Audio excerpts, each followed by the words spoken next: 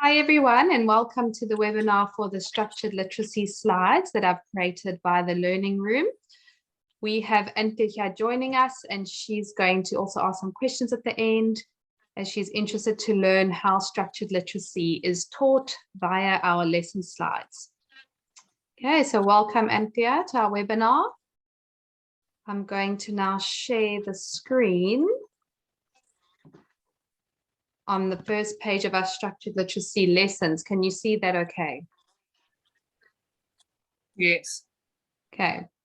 So our structured literacy lessons include a phonological awareness warm-up, which I'll go through so you can understand the different warm-ups that we have. Then we're going to be going through some letter sound knowledge, and we're going to build that up using a scope and sequence.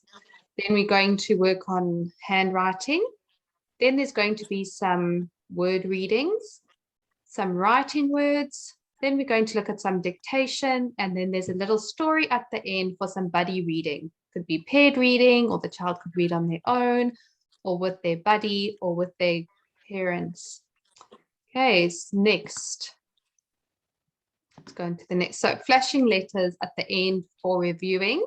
So these are the letters that we will be flashing through, and it follows the scope and sequence. It starts with satpin, and these blue dots, every time you move the finger, it's like a sound button.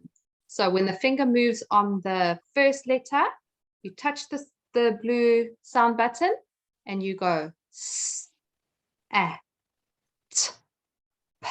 But just note that these will only be shown once the child has been explicitly taught these letter sounds. So this could be done at the end for reviewing. So I have just put it at the top just so that it's there for you to use for reviewing. So let's go through lesson 1 so you can understand a bit better. Okay, so look like this. Do you have any questions? Yes, I see sat pi, so per I. I don't and then see there's the N. There's the N. Oh. And then it just keeps going in that sequence. Right. So that's how lessons will follow.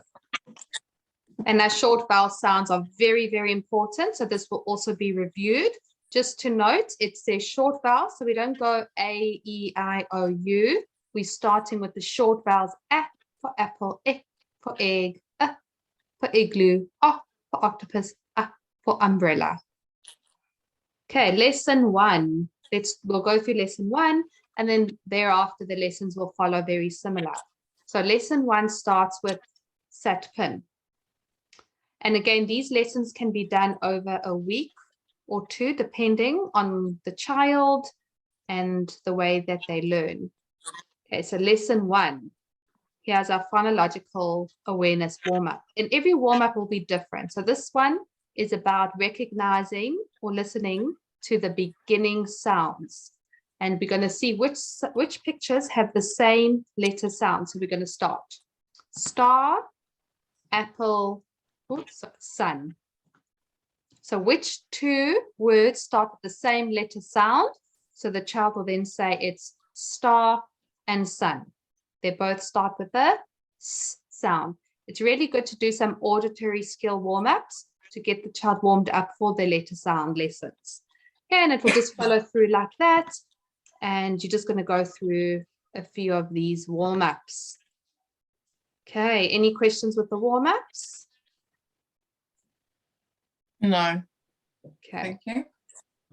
Okay, now the next slide will be let's write some letters. So this is when your child could have a whiteboard in front of them. They could have a piece of paper, wherever they feel comfortable, depending with the stage that they're at. They're going to get ready. So you've got the whiteboard, you've got whatever you need in front of them. And now it says we're going to focus on writing these letters. Now again, there's 6 letters. If you feel this is too much and your child's not ready for that much, you can break it up and just work on the SAT for today. And then you can work on the PIN the next day. Or if you want to work on SAT for the whole week, it just as long as the child gets the correct letter formation, that's the most important thing. So you'd get the letter and then you would start. Okay, we're going to focus on writing the letter S, this sound. So you can do this first in a multi-sensory approach. You could do it up in the air. You could get chalk. You could do it in a sand tray first. You can build it, and then you can focus on the formation. So what we use, and again, it's up to any parent or any teacher on how they would like to use a saying for this handwriting. I know Read, Write, Ink has lovely handwriting sayings, like they would say for the S, slither down the snake. And it's just different sounds, different sayings. It's up to you. And I'm more than happy to send some handwriting sayings.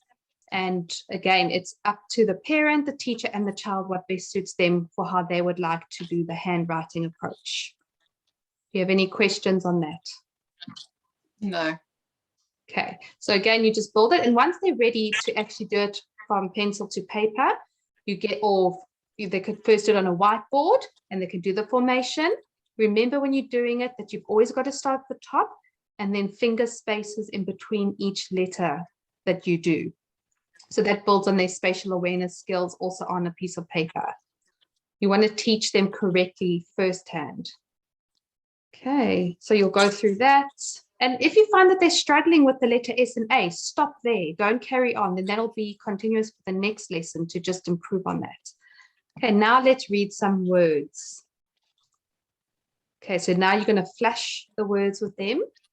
Because you have taught them and explicitly flashed to them the letter sounds from here, S, A, these letter sounds, they should be able now to read these words. S, t, sit. Okay, so these are only words that have the satpin sounds in them, the letter sounds. You've got pan, pat, tin, tap, pin, pip. Remember with a capital, explain why it's a capital. Tip, nap, sat, sip. Now, if the child's ready, you can say, now write the words. You don't have to write all of them. You could choose maybe 3 or 4. And you're going to say, okay, with their paper, it could be on a piece of paper, it could be on a whiteboard. And now you're going to take it away. You don't want them to see the words. You can still hide those other words and you can now give them the word sit. And you can break it up with them. Sit, write it, and then they write it. So you can do a few of those for them. Again, this is when their letter formation will be done correctly. So make sure that they form their letters correctly when they're doing this. Okay, any questions on writing and reading? Do they need to say the word sit, or do they need to pronounce it sit? I would, depending again on where they're at for fluent. So first comes making sure that they can decode and blend. If they can decode and blend correctly and they've mastered that skill, then you can rather work on the fluency like you did sit. Then it can go faster and then you can work on the fluency afterwards. So as long as they're able to decode and blend, if they can do that and they've mastered that skill, then I would go on to doing the fluency. Right. Okay. Then we've got our heart words. So heart words, a lot of people used to call them sight words, high frequency words. Sight words are for what the child knows in their own vocabulary. So heart words are words that have irregular spelling patterns. So for example, if we look at the word is, it has a Z sound. So the child will write it with a Z. But if you explain to them that it's an S and it's a heart word, you can even put a heart above the S so that they've got to remember that part off by heart, that they'll always know that it's actually an S and not a Z. And then I and A instead of an A or a. So these will build up slowly as we go along. But for now, these are the 3 important ones that you will show them, flash them. They can even write them, you can get them to write them, as long as they understand that they're making different sounds that they're not used to making. They're not their normal sounds. Any questions with heart words? No. Okay, so once we've done that, you're going to go on to a dictation. Again, just make sure that the child's ready for this. If they're not forming their letters correctly or they're not writing like sit properly, or they're struggling with their writing, then you're going to stop there and you're going to restart again tomorrow. But if they are ready for this, then you're going to start dictation. So we've got a sentence with a full stop, a statement sentence. What you will do is you'll go through it with the child. So show them the sentence together and read it with them. Pip sat in a tin. So you read it with them. Count how many words are in that sentence. Pip sat in a tin. 5. Look at the capital letter. What does it end in? A full stop. Then, once they've read it, once they've said it and counted the words, then you're going to take it away, and then you're going to say it to them. Pip sat in a tin, and then they're going to write it. When they've written it, you're then going to go back and they're going to do a check with you. Have they left finger spaces? If they've left finger spaces, you can tick the block. Did they leave a full stop? Tick the block if they did. Have they started with a capital letter? Tick the block. So they self-check, so they're aware of their writing and what they're doing. And we've got one with an exclamation mark, just so they understand the different sentence types. And they've got a question mark one, and just another statement one.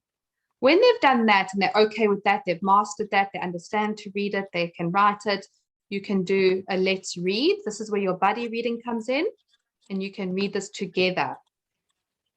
So normally there'll be a title like Pat, and then you read together.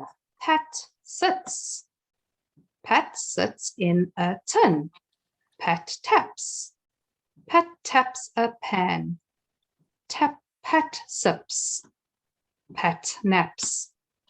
Okay, once you've read it together, then let the child try read it on their own, and you can work on that fluency. If you feel that this lesson didn't go so well, there are a lot of gaps still, again, like I said, this lesson can be used for over a week until they've really mastered this. And then you can go on to lesson 2, which follows the next progression. And it's, as you can see, you've got your short vowels now for revision, just to have there. You've got your phonological warm-up, which is a little bit different. And then you've got your review. You always review the lesson that you did before. So for example, you're going to go over satpin. And then you're going to introduce your new letters. And that is how the lessons flow like that. And that is basically how you would do each lesson. And they just follow the same, pattern. Okay, do you have any questions about lesson 1?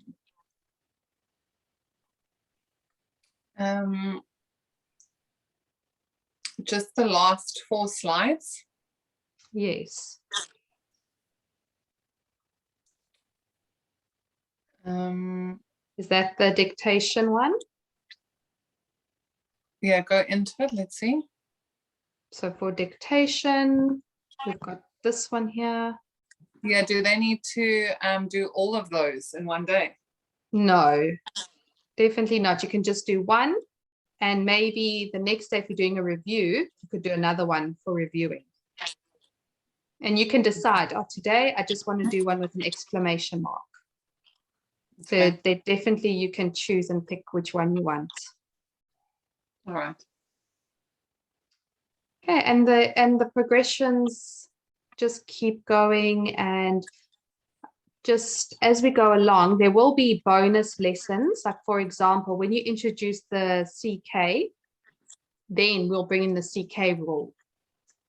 And when we use the CK, and we give a little slide, when a short vowel word ends with a k sound, it is spelled with CK at the end.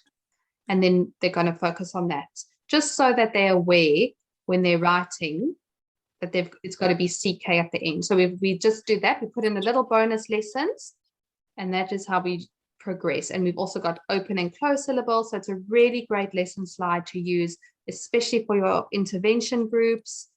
You could even use this on a year 3 child who is still struggling with their letter sounds. It doesn't matter. It is not babyish. It's important to go back and just bridge those gaps, especially if your child is forming them incorrectly. You have to go back to the beginning, because a lot of the time children write from the bottom up, and we want to teach them where to start. And that is our structured literacy lesson, lesson 1, and that is how you will teach and use these lesson slides. Any Thank other you. questions before we go and end our session? No. Great. Thank you so much for joining us. And please, if you have any more questions about our slides, about our lessons, please do not hesitate to send us an email. Thank you so much. See you soon. Bye. Okay, let's go.